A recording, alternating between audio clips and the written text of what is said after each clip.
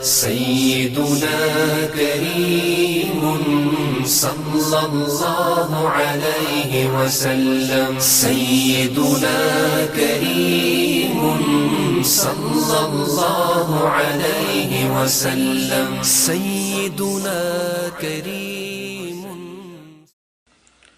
اعوذ باللہ من الشیطان الرجیم. بسم اللہ الرحمن الرحیم. میں doctor Shahbaz Ahmed Chishti New York امریکہ سے تمام سننے والوں کی خدمت میں اسلام محبت پیش کرتا ہوں. اس وقت پوری دنیا میں کرونا وائرس کی وجہ سے ایک خوف کی کیفیت پیدا ہو چکی ہے. ایون امریکہ کے اندر دن بدن بڑھتے ہوئے واقعات اور شرح اموات اور لوگوں کا اس بیماری سے جو ہے وہ متاثر ہونا، یہ بہت سے لوگوں کے اندر خوف کی کیفیت پیدا کر رہا ہے. ان حالات میں آپ کی خدمت میں یہ گزارش کرنی ہے کہ دل کے اندر سے خوف کو ختم کر دیں. خوف انسان کو اندر ہی اندر پگھلا دیتا ہے. اللہ پاک نے قرآن مجید میں یہ ارشاد فرمایا ہے کہ الف لام میم احسب الناس ان یترکوا ان یقولوا آمنا وهم لا یفتنون. کیا لوگ یہ تصور کرتے ہیں، گمان کرتے ہیں کہ انہیں اتنی سی بات پر چھوڑ دیا جائے گا کہ انہوں نے کہا کہ ہم ایمان لائے اور انہیں آزمایا نہ جائے گا؟ فرمایا ان سے پہلے لوگوں کو ہم نے آزمائش کی بھٹی سے گزارا ہے. مختلف لوگ آزمائشوں کے اندر پڑے رہے. تو یہ بہت بڑی آزمائش ہے اس وقت انسانوں کے لیے. تو عذاب کی بھی ایک صورت ہے کہ وہ دین کی طرف پلٹ آئیں. غیر مسلموں کے لیے، کافروں کے لیے اور مسلمانوں کے لیے آزمائش بھی ہے اور ساتھ اللہ کی طرف رجوع کا ایک ذریعہ ہے.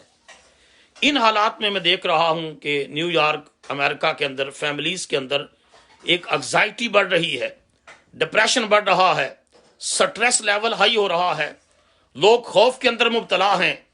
مسلمان اللہ کی ذات پر توکل رکھتا ہے. مسلمان اللہ کے سوا کسی چیز سے ڈرتا نہیں ہے.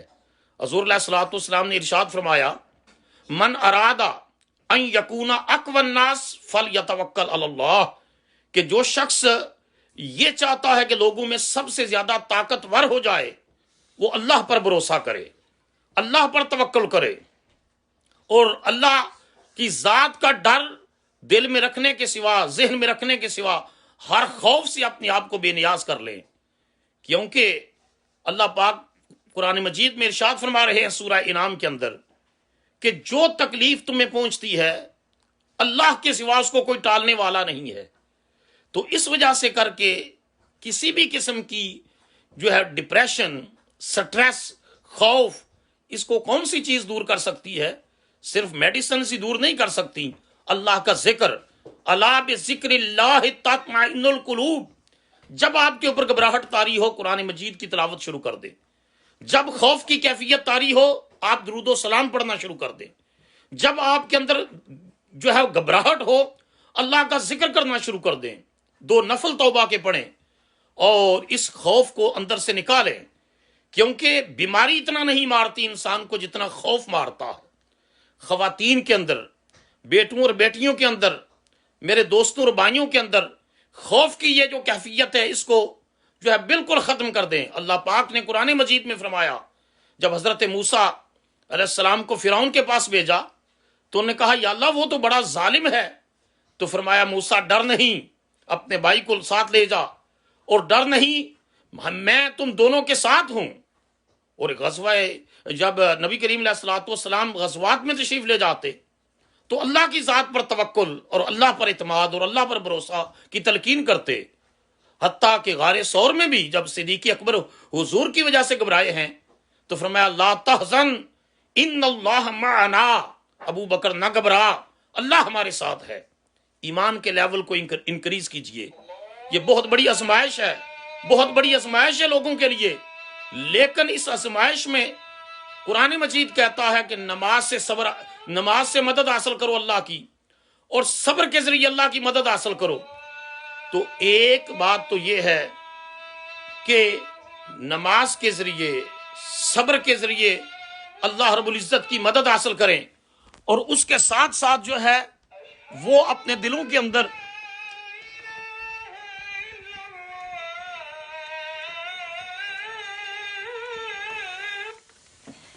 اس کے ساتھ ساتھ اپنے دلوں کے اندر اللہ کا خوف پیدا کر کے دل کے اندر جو ہے اس کی جو ہے محبت کے لیول کو بڑھائیں، اور اس کے ساتھ ساتھ یہ ہے کہ سچی توبہ کریں۔ تین ہی پوائنٹ میں نے عرض کرنے ہیں۔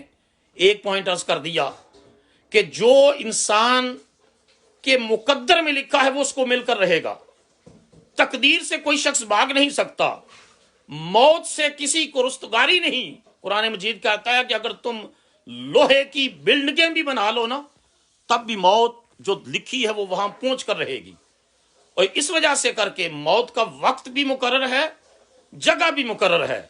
آپ کہیں کہ میں یہ اسٹیٹ چھوڑ کر دوسری اسٹیٹ میں چلا جاؤں، یہ ملک چھوڑ کر دوسرے ملک میں چلا جاؤں، جو قرآن مجید کے اندر لکھا ہے کہ موت کا وقت مقرر ہے، جب مسلمان یہ یقین پیدا کر لیتا ہے تو وہ خوف سے آزاد ہو جاتا ہے کہ اگر میرا وقت مقرر ہے تو دنیا کی کوئی طاقت اس کو روک نہیں سکتی، اور اگر جو ہے وہ میرا وقت مقرر نہیں ہے تو پھر مجھے کوئی پرواہ نہیں ہے۔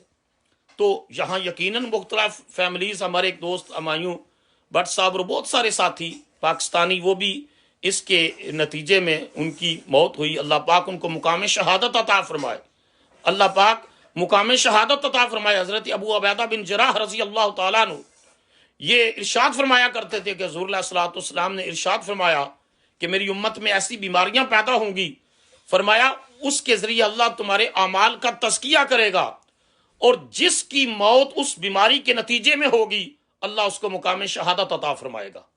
اگر تقدیر میں یہ لکھا ہے تو جس کی موت ہو رہی ہے اس کو مقام شہادت نصیب ہوگا۔ تو خوف کو نکال دیں، تقدیر پر ایمان رکھیں، اللہ پر ایمان کو مضبوط کریں۔ اور حضور علیہ الصلوۃ والسلام نے فرمایا کہ اللہ کے عرش کے خزانوں میں سے خزانہ ہے، کنز من کنوز العرش، لا حول ولا قوت الا باللہ العلی العظیم، کہ حضور نے فرمایا کہ یہ اللہ کے عرش کے خزانوں میں سے خزانہ ہے۔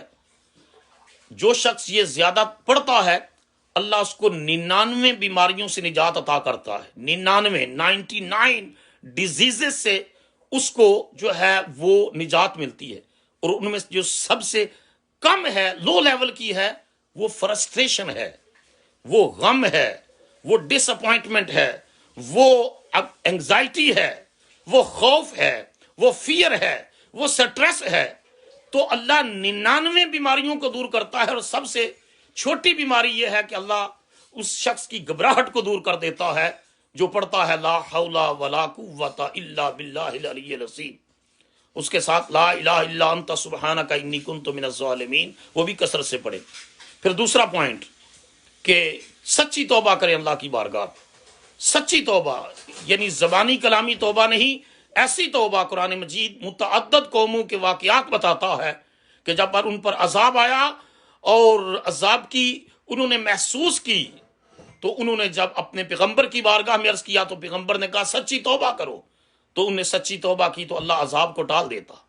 تو اس وجہ سے کر کے سچی توبہ، دل کی اتھا گہرائیوں سے سچی توبہ کریں، 5 وقت کی نماز کی پابندی کریں، تلاوت کریں، درود پاک پڑھیں، اور یہ تہیہ کر لیں کہ آج کے بعد زندگی میں جو گناہ سرزد ہوئے میں ان کے قریب نہیں جاؤں گا، اور جو نیکیاں میں نے شروع کیے ہیں، جو اچھے کام میں نے شروع کیے ہیں، ان کو میں کیری آن رکھوں گا۔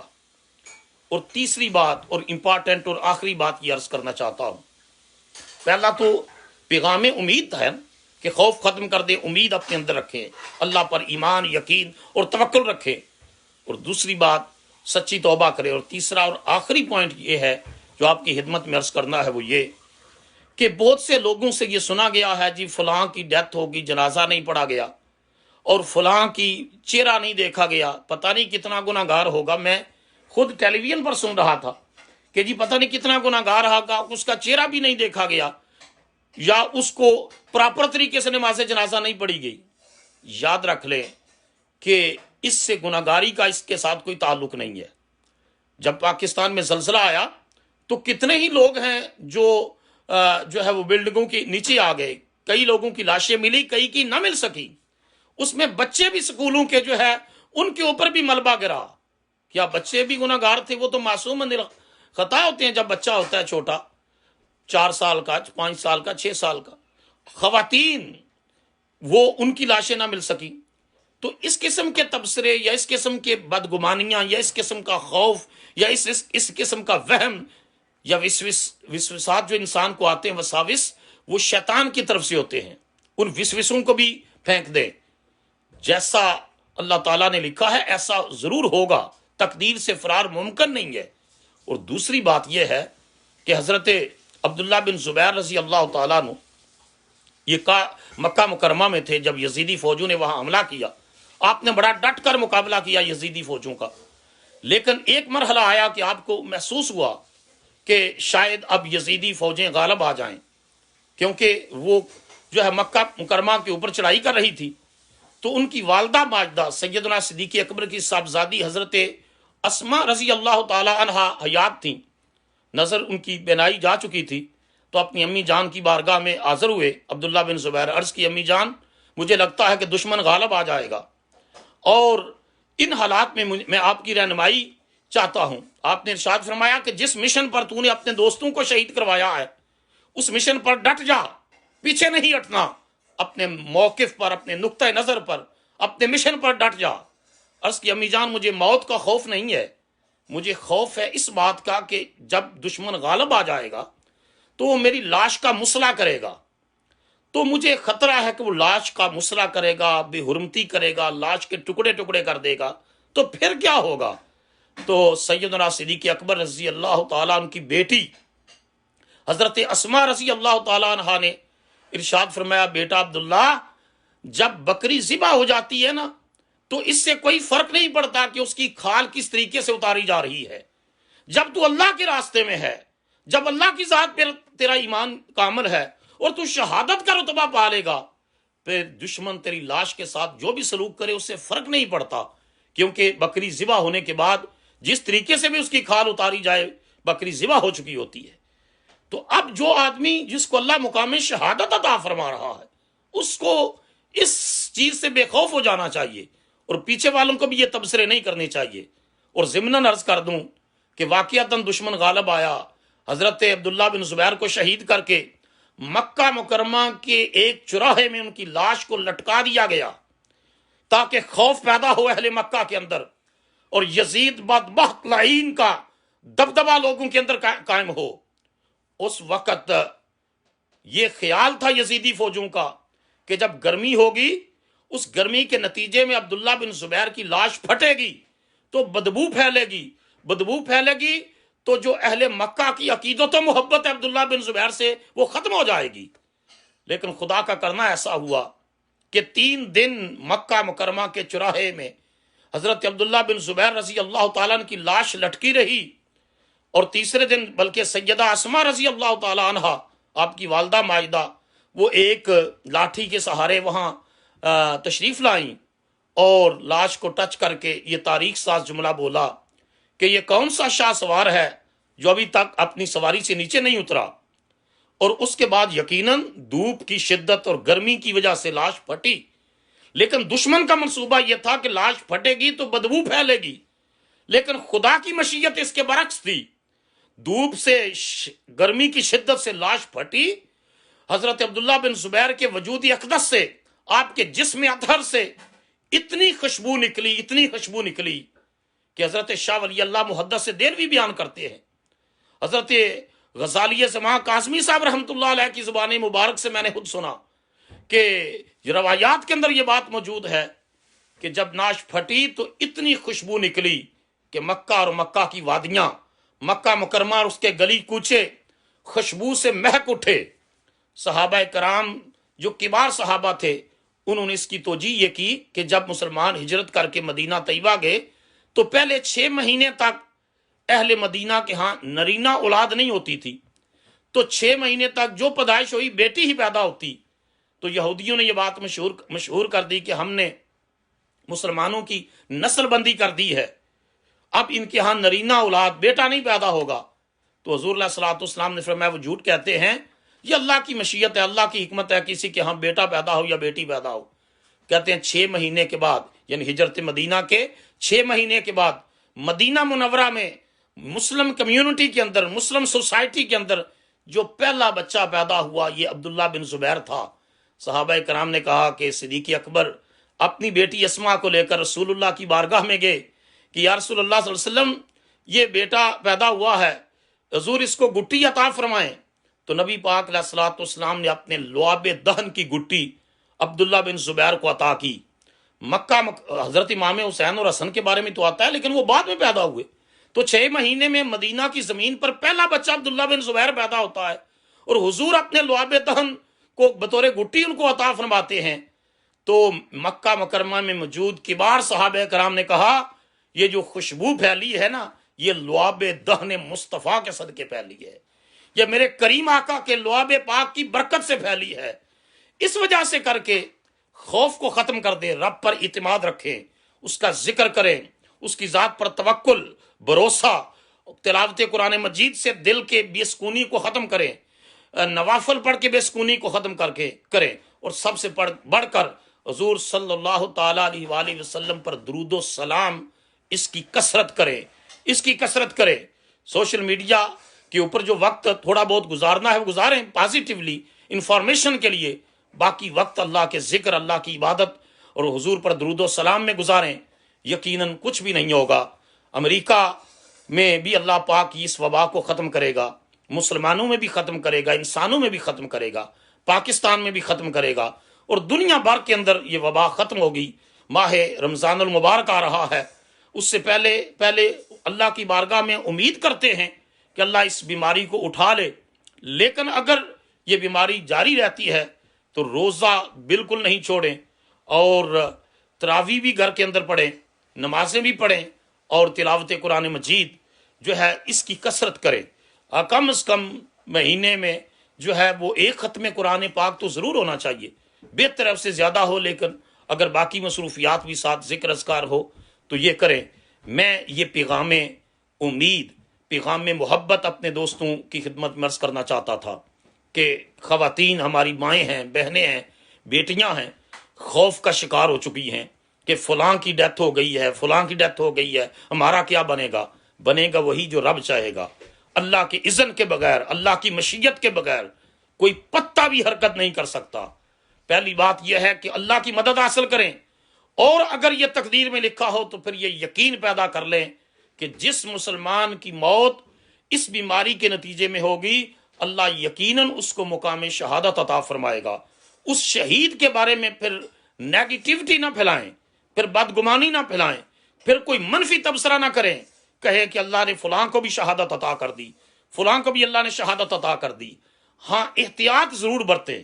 جتنی بھی گورنمنٹ کی گائیڈ لائنس ہیں، امریکہ میں، پاکستان میں، انگلینڈ، یورپ، کینیڈا، جہاں بھی گائیڈ لائنس حکومتوں کی طرف سے ہیں، ان کے اوپر پوری پابندی کریں، حد درجے کی احتیاط کریں، کیونکہ یہ بھی حضور کی سنت مبارکہ ہے۔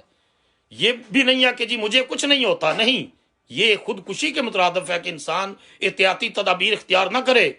آپ احتیاطی تدابیر اختیار کریں۔ اگر تھوڑا سا بھی سر درد ہو، بخار محسوس کریں تو اسٹیم لیں، بھاپ لیں، غرارے کریں، گارگلنگ، اور اس کے علاوہ جو ہے وہ آپ گرم پانی پئیں، اور روزانہ تھوڑا سا اگر ممکن ہو سکے تو کلونجی، حضور نے فرمایا موت کے سوا ہر بیماری کا علاج ہے اس کے اندر۔ یہ احتیاطی تدابیر بھی اختیار کریں، اور سوشل ڈسٹینسنگ جس کا پوری دنیا کی حکومتیں یہ بار بار کہہ رہی ہیں، سوشل ڈسٹینس رکھیں۔ آپ بیماری سے بچنے کے لیے تمام احتیاطی تدابیر اختیار کرنے کے بعد اللہ پر بھروسہ کریں۔ اللہ پاک فرماتا ہے کہ جو مجھ پر بھروسہ کرتے ہیں وہ نا امید نہیں ہوتے۔ ان اللہ یحب المتوکلین، اللہ اپنی ذات پر بھروسہ کرنے والوں کو پسند کرتا ہے۔ یعنی صرف ان کو اللہ پاک محفوظ ہی نہیں کرتا، بلکہ بھروسہ کرنے والوں کو اللہ پسند بھی کرتا ہے اور ان کی حفاظت بھی کرتا ہے۔ تو اس وجہ سے کر کے تمام احتیاطی تدابیر کرنے کے بعد پھر کشتی اسی پہ چھوڑی اور لنگر اٹھا دیے ہیں۔ پھر اللہ کی ذات پر بھروسہ، اللہ پر توکل، اللہ پر ایمان، اللہ پر یقین کامل۔ میں بات کو ختم کرتے ہوئے حضرت امام جعفر صادق رضی اللہ تعالیٰ عنہ کے کلمات آپ کی خدمت میں جو ہے وہ پیش کرنا چاہتا ہوں۔ حضرت امام جعفر صادق رضی اللہ تعالیٰ عنہ، آپ کا بیٹا بیمار تھا تو اضطراب میں تھے، بیٹا شدید بیمار ہو گیا، تو کبھی صدقہ دے رہے ہیں، کبھی آپ نفل پڑھ رہے ہیں، کبھی دعائیں مانگ رہے ہیں اس اضطراب کی کیفیت میں، خدا کی قدرت ایسی کہ بیٹا فوت ہو گیا، حضرت امام جعفر صادق رضی اللہ تعالیٰ عنہ بڑے اطمینان کے ساتھ بیٹھ گئے، تو جو لوگ آئے افسوس کے لیے انہیں عرض کی حضور پہلے جو ہے وہ آپ جو ہے وہ نفل پڑھ رہے تھے، پہلے آپ صدقہ دے رہے تھے، پہلے آپ کو دیکھا آپ دعائیں مانگ رہے تھے، اب رونے کا وقت تھا، اب آپ خاموشی سے بیٹھ گئے ہیں، اب آپ کے اندر اطمینان نظر آ رہا ہے، کوئی چہرے پر پریشانی کے آثار نہیں ہے۔ کیا خوبصورت جملہ آپ نے ارشاد فرمایا، سبحان اللہ، کیا حکمت سے معمور جملہ خانواد رسالت کے اس گلے سرسبز نے، اس مصطفیٰ کریم کے خاندان کے اس عظیم المرتبت فرد نے کیا پیاری حکمت سے معمور بات کی۔ آپ نے ارشاد فرمایا کہ پہلے میرا رب فیصلہ کر رہا تھا، حاکم مطلق میرے بیٹے کی زندگی کا فیصلہ کر رہا تھا، تو میں دعائیں مانگ رہا تھا شاید میرا مالک فیصلہ بدل دے، میں صدقہ دے رہا تھا شاید میرا کریم رب فیصلہ بدل دے، میں نفل پڑھ رہا تھا شاید میرا رب فیصلہ بدل دے۔ اب بیٹا فوت ہو گیا، فرمایا اب رب نے فیصلہ کر دیا ہے، اب جو مالک کی مرضی ہے، سر تسلیم خم ہے جو مزاج یار میں آئے، اب تو جزا فضا کرنا، اب رونا، اب پچھتانا، اب کفے افسوس، تو یہ تو پھر فیصلے سے عدم اطمینان ہے نا۔ تو میں تو اپنے رب کے فیصلے سے عدم اطمینان نہیں کر سکتا، میں اپنے رب کے بارے میں بدگمانی نہیں کر سکتا۔ میرا رب جو فیصلہ کرتا ہے وہ حق کرتا ہے، وہ سچ کرتا ہے۔ تو ٹولیے اپنے دل کو، کہیں اللہ کے بارے میں بدگمانی تو نہیں ہے، کہیں اللہ کے بارے میں کوئی برا خیال اور سوچ تو ہمارے قریب نہیں آتا، جو شیطان وسوسے ڈالتا ہے کہ اللہ نے ایسا کیوں کر دیا، کیوں اب مسجدیں بند ہو گئیں، کیوں طواف رک گیا، کیوں جو ہے وہ ایسا ہوا، کیوں، یہ کیوں کا جو ہے نا یہ بدگمانی ہے۔ کہ جو رب نے فیصلہ کیا وہ حق ہے، ہم دعا کرتے ہیں پروردگار ہم کمزور لوگ ہیں، تو قدرت والا ہے، تو اپنے فیصلے کو بدل دے، اور اب جو تیری مشیت میں ہے، جو تیری حکمت میں ہے، جو تو نے چاہنا ہے ہونا وہی ہے۔ لیکن ہماری تو اتنی دعا ہے کہ یا اللہ اس فیصلے کو بدل دے، اس آزمائش کی گھڑی کو ختم کر دے۔ قرآن کہتا ہے کہ لوگوں کو آزمائشوں کی بٹھی سے گزارا گیا، بٹھی سے گزارا گیا، حتیٰ کہ لوگ ان کے کلیجے ہل گئے، ان کے جگر جو ہے وہ پھٹنے کو آتے تھے، اس درجے کی آزمائشیں آئیں، لیکن اللہ کے بارے میں بدگمانی نہیں کرتے تھے۔ آپ بھی بدگمانی چھوڑ دیں، خوف کو ختم کر دیں، ہلکی پھلکی ورزش کر سکتے ہیں تو کریں، نماز پڑھیں، تلاوت کریں، ذکر کریں، درود و سلام پڑھیں، باقی اللہ پر چھوڑ دیں، وہ فیصلہ ضرور کرے گا، اور وہ بہتر فیصلہ کرنے والا ہے، اس سے بڑا حاکم کوئی نہیں ہے۔ ہر روز ریموٹ پکڑ کے فلاں حکومت نے کیا کیا، فلاں نے کیا کیا، ساری حکومتوں سے بڑی حکومت میرے رب کی ہے، سارے بادشاہوں سے بڑا بادشاہ میرا رب ہے، وہ جو کرے گا وہ بہتر کرے گا، اس کا فیصلہ خیر پر مبنی ہے۔ میں بات ختم کر چکا تھا، یہ ایک عالم انہوں نے بڑی پیاری بات لکھی، انہوں نے کہا جی یہ جب زلزلہ آتا ہے نا تو وہ کہتے ہیں کہ جی یہ جو ملحد لوگ ہیں اللہ پر یقین نہیں رکھتے، تو وہ کہتے ہیں جو وہ پلیٹیں ہلی، امبیلنس ہوا تو زلزلہ آیا، انہوں نے کہا خدا کے بندو جو ہے وہ کاز کے اوپر غور کرتے ہو، سبب پر، مسبب کی طرف، جو ان پلیٹوں کو کس نے ہلایا ہے۔ یعنی ہم تو ہر بات میں سازش ڈھونڈتے ہیں نا، فلاں کی سازش ہے، فلاں کی، بھائی سوچو کوئی بندہ کچھ کر ہی نہیں سکتا اگر اللہ نہ چاہے، تو اس وجہ سے مسبب الاسباب کے اوپر یقین بہت زیادہ ضروری ہے۔ دعائی کے ذریعے بھی اگر شفا ملنی ہے تو شفا دینے والا رب ہے، سبب میڈیسن بنے گی، بھوک مٹتی ہے، سبب روٹی ہے، بھوک رب مٹاتا ہے، پیاس مٹتی ہے تو اس وقت بھی پیاس ختم ہوتی ہے، سبب پانی ہے، پیاس اللہ ختم کرتا ہے۔ تو زندگی جان دی ہوئی اسی کی ہے، حق تو یہ ہے کہ حق ادا نہ ہوا، اللہ نے موقع دیا ہے، جب تک ملک الموت جو ہے وہ روح قبض کرنے کے پروسیس کو شروع نہیں کرتا، اس وقت تک توبہ کا دروازہ کھلا ہے، پلٹ آؤ، آ جاؤ رب کی طرف، سچی توبہ کر لو۔ اگر اللہ نے زندگی دی تب بھی یہ تہیا کہ اس کے احکامات کے مطابق گزاریں گے، اگر زندگی نہ ہوئی تو کم سے کم توبہ کی کیفیت میں تو دنیا سے جائیں گے نا، توبہ کے اوپر التائب من الذنب کمن لا ذنب لہ کا تو معاملہ ہوگا نا۔ تو یہ تینوں پوائنٹ میرے تمام امریکہ، نیو یارک اور دیگر اسٹیٹس کے اندر رہنے والے مسلمان بھائیوں اور بہنوں کے لیے، اور پاکستان میں رہنے والوں کے لیے، دنیا بھر میں جو لوگ اردو زبان سمجھتے ہیں ان کے لیے پیغام ہے، سب سے پہلے خوف ختم کر دیں، اللہ پر یقین اور ایمان کو مضبوط کریں، امید کا دامن کبھی ہاتھ سے نہ چھوڑے۔ قرآن کہتا ہے سورہ یوسف میں کہ سوائے کافر کے کوئی شخص اللہ کی رحمت سے نہ امید نہیں ہوتا، پر امید رہتا ہے، ہوپ فل رہتا ہے۔ اور دوسری بات یہ ہے کہ سچی توبہ کر لے اللہ کے حضور، ہر انسان خطا کار ہے، خطا کا پتلا ہے، اس سے غلطیاں ہوتی ہیں، سچی توبہ کر لیں۔ اور تیسری بات یہ ہے کہ جو تقدیر میں لکھا ہے اس پر پھر شاکر رہیں، شاکی نہ ہوں۔ اور یہ جملہ سیدنا فاروق اعظم رضی اللہ تعالیٰ عنہ کا، یعنی یہ بات کہی گئی کہ ایمان خوف اور رجا کے درمیان ہے، اس پر میں ختم کر رہا ہوں۔